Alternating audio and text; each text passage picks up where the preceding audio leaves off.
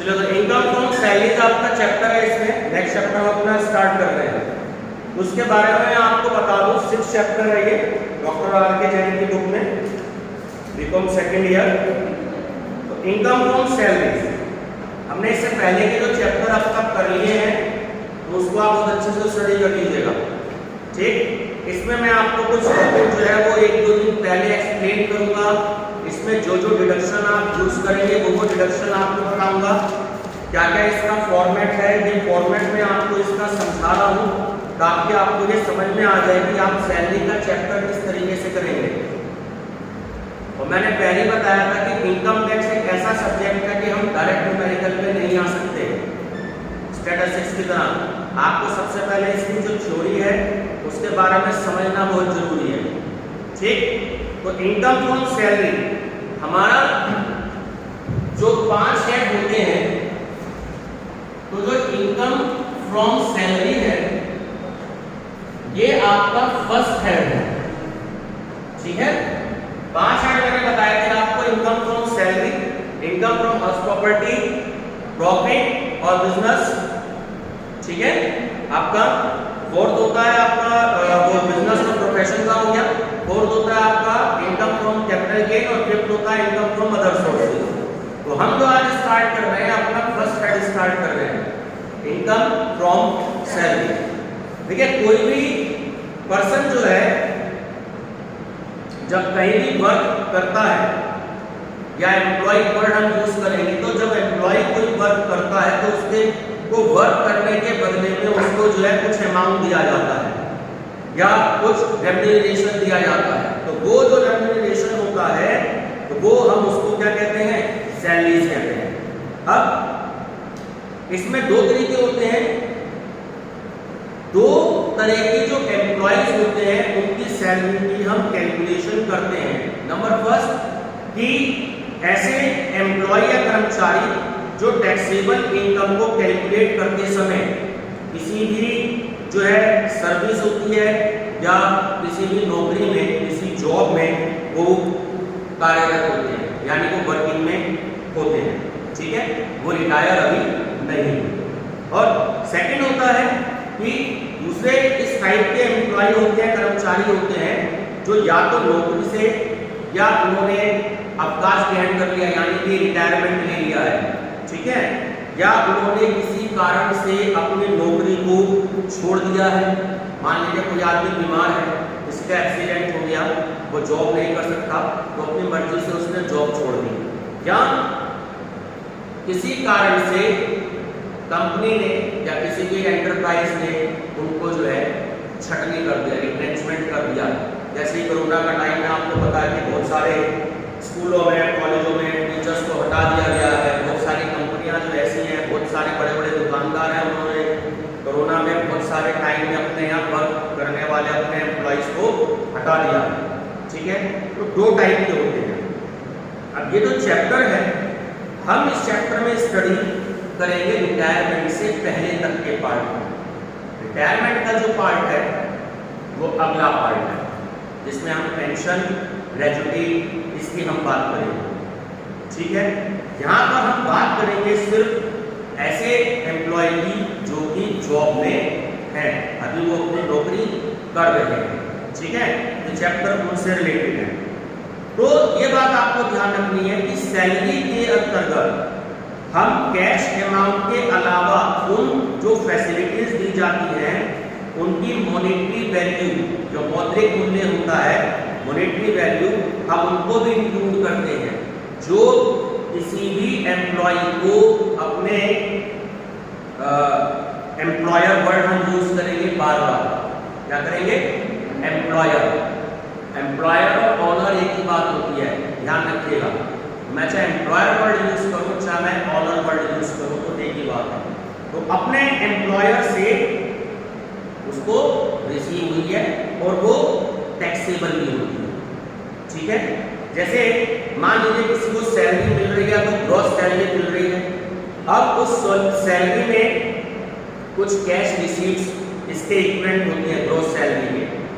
Gross salary के equal क्या होती है, मान लीजिए कुछ कैश रिसीव्स होती हैं, जैसे कोई कैश सैलरी मिल रही है या कोई वेजेस मिल रहा है, या बोनस मिल रहा है, या कमीशन मिल रहा है, या कोई भी अलाउंसेस मिल रहे हैं, भत्ते मिल रहे हैं, जैसे हाउस रेंट अलाउंसेस चैप्टर में आएगा तो हम उसकी बात करेंगे, ठीक है।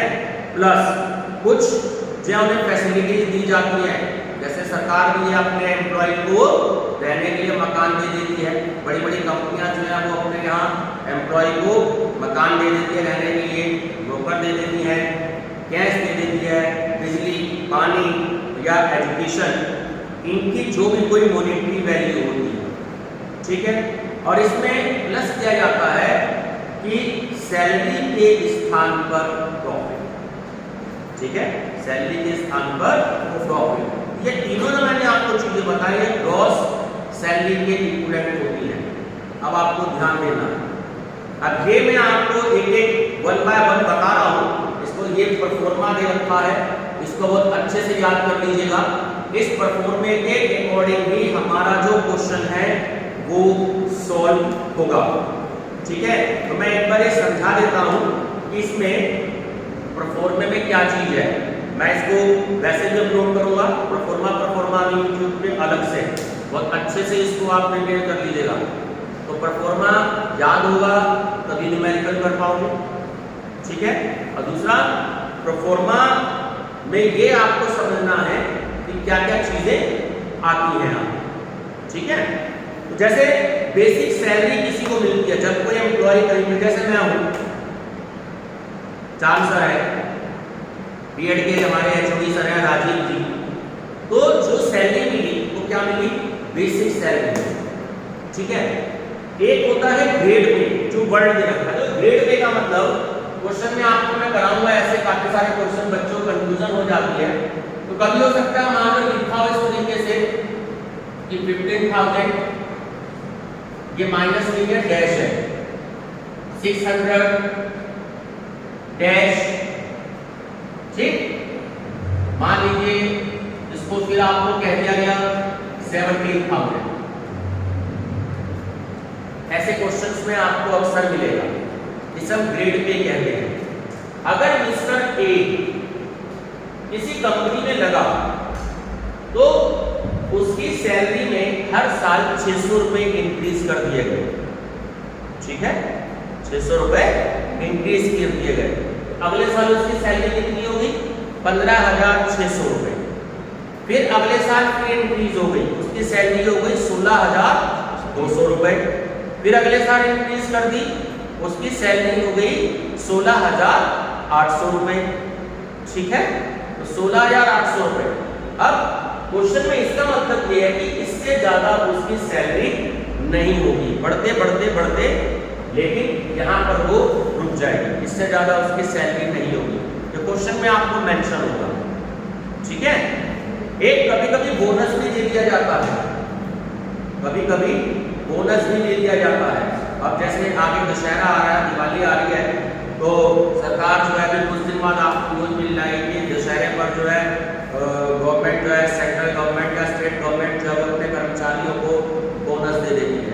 तो वो भी यहाँ पे इसमें ऐड करेंगे जब आप अपनी टैक्सेबल सैलरी की कैलकुलेशन कर रहे हैं, ठीक। कमीशन मिलता है, कमीशन ऐड कर दिया जाता है, कोई फीस मिलती है वो ऐड कर दिया जाता है। एरियर्स ऑफ सैलरीज, अब ये वर्ड बार बार आएगा, इसको समझ लीजिए। Arrears of salaries, ARREARS, arrear of salary. कभी कभी सरकार क्या करती है या कंपनी क्या करती है कि अपने एम्प्लॉइज को एरियर्स दे देती है, मतलब पिछले टाइम की, आने वाले टाइम की नहीं। एरियर्स हमेशा पास्ट का होता है, पिछले टाइम का। अब सपोज कीजिए कि मोदी जी ने एक घोषणा कर दी कि हम जो है 1 जनवरी 2019 से एरियर देंगे, ठीक। अब एक पर्सन मान लीजिए 20,000 में सैलरी ले रहा है, तो एरियर्स की बात कर रहा है, तो वो आने वाले टाइम की बात नहीं कर रहे, फ्यूचर की बात नहीं कर रहे, वो पास्ट की बात कर रहे हैं कि 1 जनवरी 2019 से एरियर्स दे दिया जाएगा उन्हें, ठीक है। एरियर्स मान लीजिए क्या दिया कि 1,50,000 रुपए का एरियर दे दिया जाएगा। तो ऐसा नहीं है कि सरकार 1,50,000 रुपए इकट्ठे सबके अकाउंट में ट्रांसफर कर देगी, ठीक है। तो सरकार क्या करेगी, मान लीजिए सरकार ने कहा कि मैं इसको 1 साल में आप सबको पे कर दूंगी, ठीक। इसको 12 से डिवाइड कर लिया जाएगा, ठीक है। जो भी अमाउंट आएगा वो अमाउंट इसमें ऐड कर दिया जाएगा, ठीक है। तो आने वाले टाइम में 20,000 रुपए में उस अमाउंट को ऐड करके वो ऐड कितना अमाउंट आया, 12,500। तो अगर ये प्लस कर दिए जाते हैं 12,500 तो टोटल 32,500 रुपए जो है वो दे दिए जाएंगे आगे आने वाले टाइम में। एरियर्स की बात कर रहे हैं, ये बात क्लियर हो गई। ये आप सैलरी में ऐड करेंगे, ध्यान रखिएगा इसका। एक आता है एडवांस सैलरी। कभी कभी जो है कोई भी एम्प्लॉय अगर अपने एम्प्लॉय से चाहे तो एडवांस सैलरी भी ले सकता है, तो वो भी इसमें ऐड हो जाती है, ठीक है। डियरनेस अलाउंस, महंगाई भत्ता। अब इस बात में आपको ध्यान रखना है, 2 वर्ड इसमें आपको दे रखी है। एक होता है डियरनेस अलाउंस, जिसे हम शॉर्ट में डीए कहते हैं। आपने सुना होगा अक्सर अपने बड़े बुजुर्गों के मुंह से, जो लोग जॉब पे होते हैं। एक होता है डियरनेस पे।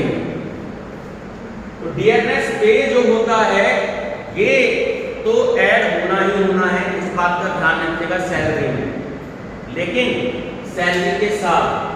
लेकिन इसमें आपको क्वेश्चन में गिवन होगा कि under the terms of employment, under the terms of employment, इसीलिए कहते हैं सेवा शर्तों के अधीन, ठीक है। तो under the terms of employment अगर मेंशन होगा तब हम इसको ऐड करेंगे जब हम टैक्सेबल सैलरी कैलकुलेट करेंगे। अगर अंडर द टर्म्स ऑफ नहीं मेंशन होगा तब हम डीए को ऐड नहीं करेंगे। इस बात का आपको ध्यान रखना है, यहाँ स्टूडेंट्स गलती कर देते हैं एग्जाम में, ठीक। एक कभी कभी आपको दिया जाएगा कमीशन ऑन सेल, बीच में जो चीजें आएंगी वो मैं अकॉर्डिंग टू क्वेश्चन आपको समझाता रहूंगा, ठीक है। सेल पे कमीशन भी दिया जाता है, जिसकी जितनी सेल होगी उसको उतना ज्यादा कमीशन दे दिया जाएगा।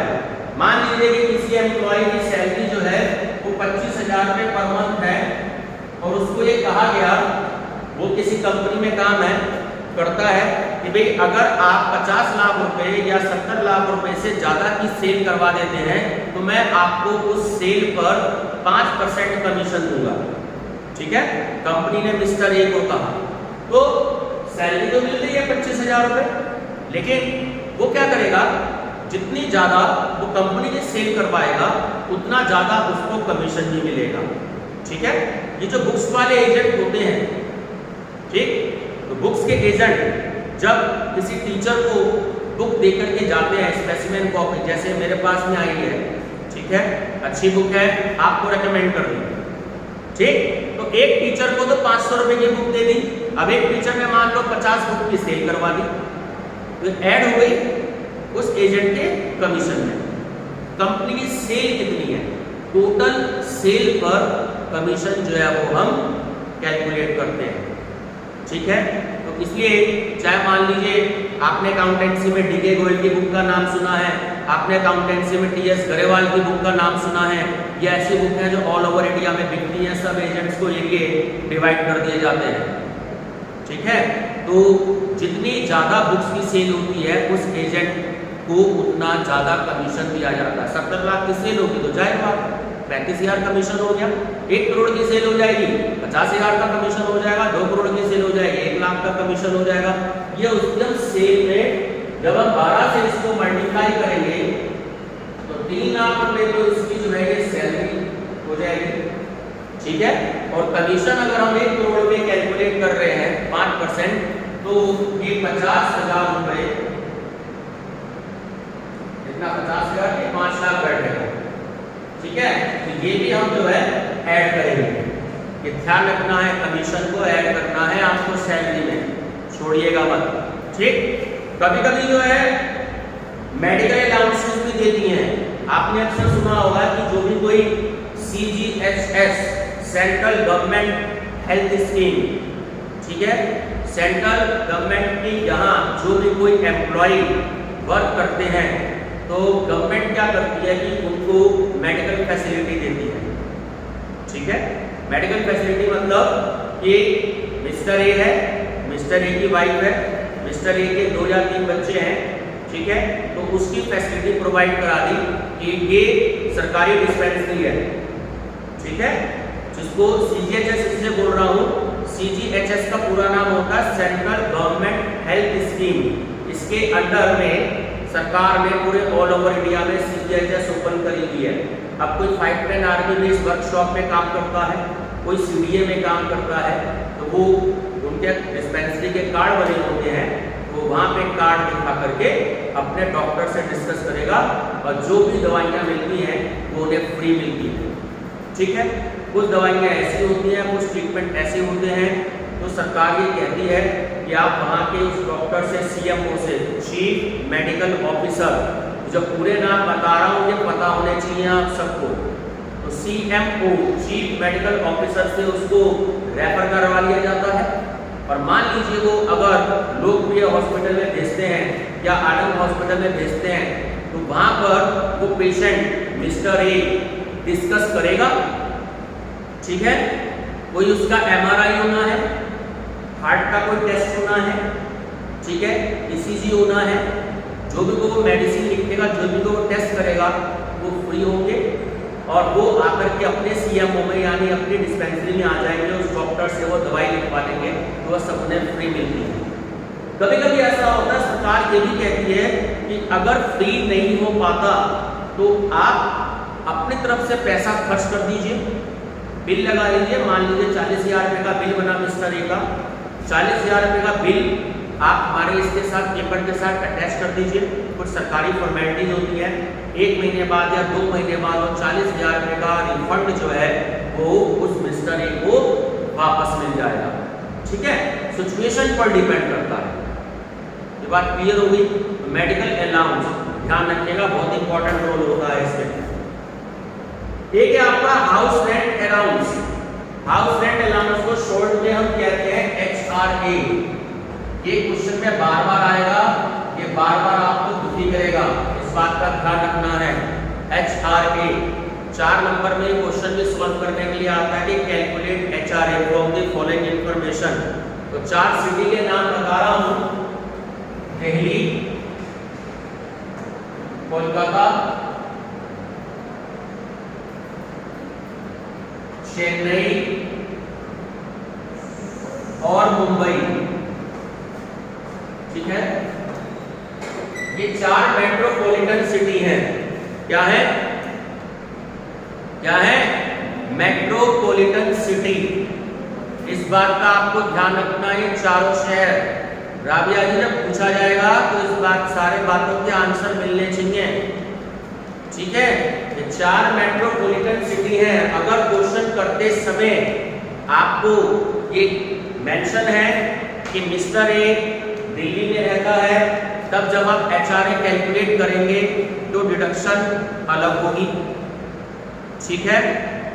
और अगर वो ये कह दे कि मिस्टर ए मेरठ में रहता है, तब डिडक्शन अलग होगी। इस बात का ध्यान रखना है।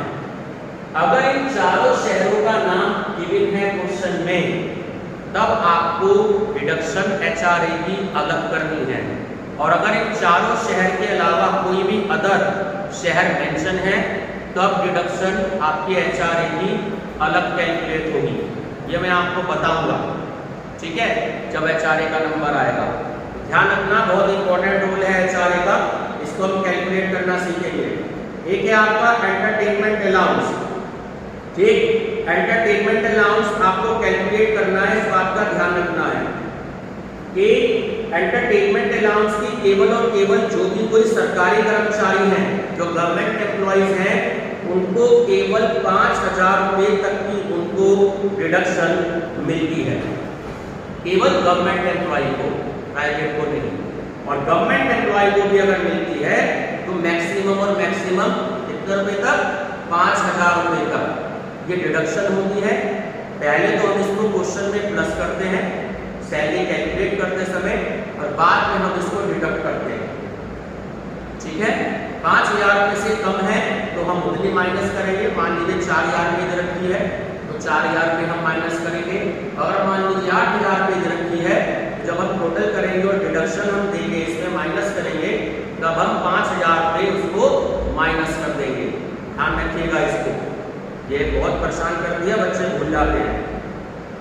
एक क्वेश्चन में आता है एजुकेशन अलाउंस, इसको याद कर लीजिएगा। एजुकेशन अलाउंस को ये भी बार बार आएगा। एजुकेशन अलाउंस का मतलब गवर्नमेंट ये कहती है कि मैं आपको केवल 2 चिल्ड्रन तक की फैसिलिटी दूंगी। कितने की? सिर्फ 2 चिल्ड्रन की। अब चाहे कितने भी चिल्ड्रन हो किसी के, इससे सरकार को कोई मतलब नहीं है। सिर्फ सरकार बुक पे डिडक्शन देती है। कितनी देगी? 100 rupees per month multiply by 12 और मल्टीप्लाई बाय 2, यानी कि केवल 2400 रुपए की, इससे ज्यादा की नहीं मिलेगी।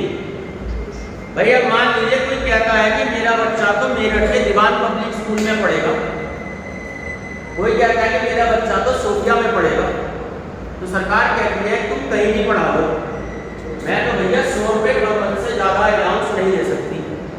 सीधी सी बात है, चाहे सोफिया में पढ़ा लो और चाहे तो किसी सरकारी स्कूल में पढ़ा लो, चाहे किसी छोटे से स्कूल में पढ़ा लो, मैं 100 रुपये से ज्यादा पर मंथ नहीं दे सकती। अब सोफिया में एक बच्चे की बड़े से बड़े फीस कम से कम 6000 रुपये पर मंथ है। ठीक है, तो एक बच्चे की फीस हो गई 72,000 रुपये और 2 बच्चों की फीस हो गई 1,44,000 रुपये।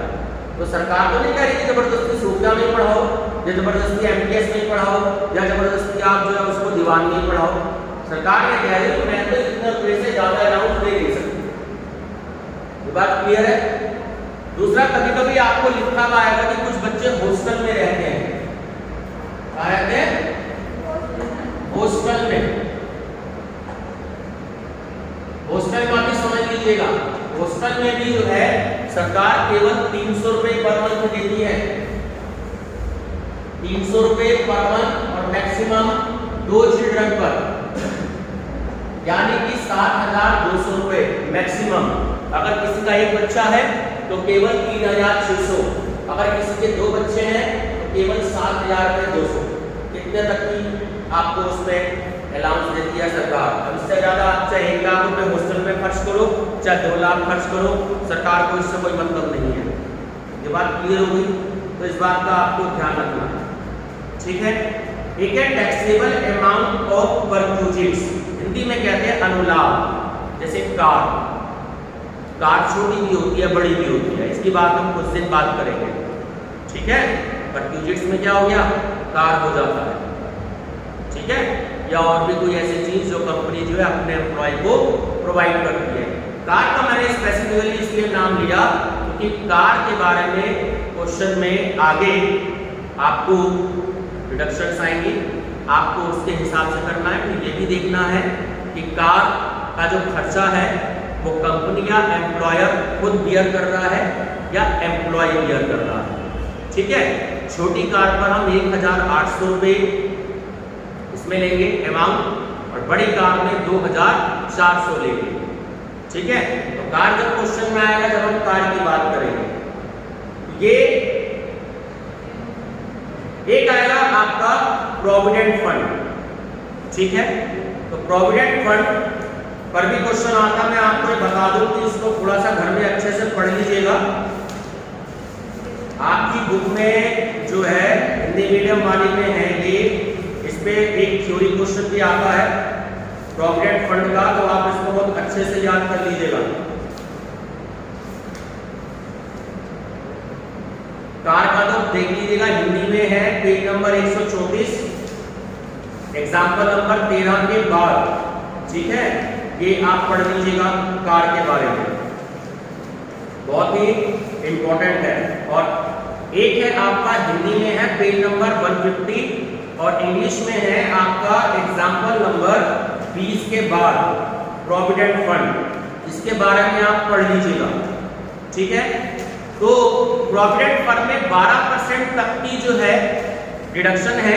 देखिए ब्रैकेट में मेंशन भी दी है कि नियोक्ता का प्रमाणित भविष्य निधि में अंशदान 12% से अधिक रकम, यानी कि 12% तक का वो देगा प्रोविडेंट फंड में। अब प्रोविडेंट फंड जो कि आप यहाँ स्टडी करेंगे, 3 करेंगे। एक होगा आपका स्टैट्यूटरी प्रोविडेंट फंड, एक होता है आपका रिकॉग्नाइज्ड प्रोविडेंट फंड जिसे शॉर्ट में हम आरपीएफ कहते हैं, और एक होता है आपका अनरिकॉग्नाइज्ड प्रोविडेंट फंड। ठीक है, हम जो क्वेश्चन में अधिकतर जो 12% की बात कर रहे हैं वो रिकॉग्नाइज्ड प्रोविडेंट फंड की बात कर रहे हैं। ये बात क्लियर है? बुक को छोड़ दो अंजलि जी, मेरी तरफ ध्यान दो, जो चीज बता रहा हूं 3 बताए, statutory provident fund, recognised provident fund, unrecognised provident fund. हमें जो 12% की जो डिडक्शन लेनी है वो रिकॉग्नाइज्ड प्रोविडेंट फंड पर लेनी है, इस बात का ध्यान रखिएगा। ठीक है, फिर इंटरेस्ट भी होता है प्रोविडेंट फंड पर, ये भी आपको ध्यान रखना है। तो जो इंटरेस्ट होता है प्रोविडेंट फंड पर वो 9.5 से ज्यादा का अमाउंट होता है। कितना? 9.5%। इससे कम होता है तो हम क्वेश्चन में उसको शामिल ही नहीं करते, वहां तक की तो डिबेट मिल जाती है। इससे ज्यादा जो होगा वो हम कैलकुलेट करेंगे। ठीक है, ये आपको एक शेयर ऑफ एम्प्लॉयर भी होता है, और पेंशन रिसीव्ड आफ्टर रिटायरमेंट। जब रिटायरमेंट कोई हो जाता है तो उसके बाद पेंशन भी रिसीव की जाती है, लगभग सैलरी की जस्ट हाफ होती है। बिल्कुल मैं ये नहीं कह रहा कि एक्यूरेट हाफ होती है, वो 2-4-1-2% का फर्क पड़ जाता है। ये जब सारा हमारा अमाउंट हम इसको ऐड कर लेते हैं, तो ऐड किया हुआ जो अमाउंट होता है हम इसको कहते हैं ग्रॉस सैलरी। क्या कहते हैं? Gross salary. अब इसमें केवल 3 डिडक्शन माइनस होनी है, वो आपको याद रखनी है। सैलरी के चैप्टर में आप डिडक्शन याद रखेंगे, स्टैंडर्ड डिडक्शन अंडर सेक्शन 16। क्या रखेंगे? डिडक्शन दो, इसमें स्टैंडर्ड डिडक्शन भी होती है, ध्यान रखना। पहले तो आपको डिडक्शन देनी है, डिडक्शन अंडर सेक्शन 15। ये बात क्लियर हो गई? अब इसमें 3 डिडक्शन आपको माइनस करनी है। पहली स्टैंडर्ड डिडक्शन केवल 50,000 रुपए तक मैक्सिमम। कितना? 50,000 रुपए मैक्सिमम। दूसरा आपको एंटरटेनमेंट अलाउंस है, जो मैंने आपको भी 5 मिनट पहले बताया था कि अगर वो गवर्नमेंट एम्प्लॉय है तो मैक्सिमम 5,000 रुपए तक की हम जो डिडक्शन है वो माइनस करेंगे। और थर्ड है आपका एम्प्लॉयमेंट टैक्स। ठीक है, ये आपको माइनस करना है। जब आप इन तीनों डिडक्शन को माइनस कर देंगे क्वेश्चन में, तो आपकी इनकम फ्रॉम सैलरी या टैक्सेबल इनकम फ्रॉम सैलरी आपकी इसमें कैलकुलेट हो जाएगी। टैक्सेबल सैलरी भी हम इसको कह सकते हैं। ये जब टोटल हो जाएगा तो वो सारा आपका टैक्सेबल होगा। ठीक है, अब आप ये देख लीजिए, मैंने आपको कितनी सारी चीजें बताई, 3-4 चीजें भी छोड़ी भी हैं। जैसे जैसे क्वेश्चन आएगा तो वो मैं आपको समझाऊंगा। वो 3-4 चीजें मैंने आपको इसलिए छोड़ दी क्योंकि वो ज्यादा क्वेश्चन में नहीं आती हैं, वो बहुत कम क्वेश्चन में आती हैं। तो जो नॉर्मल क्वेश्चन होते हैं उनमें provident fund, car, entertainment allowance, आपका इंटरेस्ट ऑन प्रोविडेंट फंड, ठीक है, ये सारी चीजें आती हैं। बेसिक सैलरी आती है, आपका एचआरए आता है। तो ये 5-7 चीजें हर एक क्वेश्चन में आपको मिलेंगी। ठीक है, हिल स्टेशन हो गया, ट्रिब्यूनल एरिया हो गया, सिटी कंपनसेटरी अलाउंस हो गया, ये 3-4 चीजें क्वेश्चन में आएंगी, लेकिन हर एक क्वेश्चन में नहीं आएंगी। ये बात क्लियर है? ये मैंने आपको फॉर्मेट समझा दिया। ठीक है, अब जो क्वेश्चंस होंगे वो इस के अकॉर्डिंग होंगे। ये बात क्लियर हो गई? चलिए अब इसको स्टॉप कर दीजिए। ये बाकी अगला क्वेश्चन, अगला टॉपिक हम अगले लेक्चर में समझेंगे।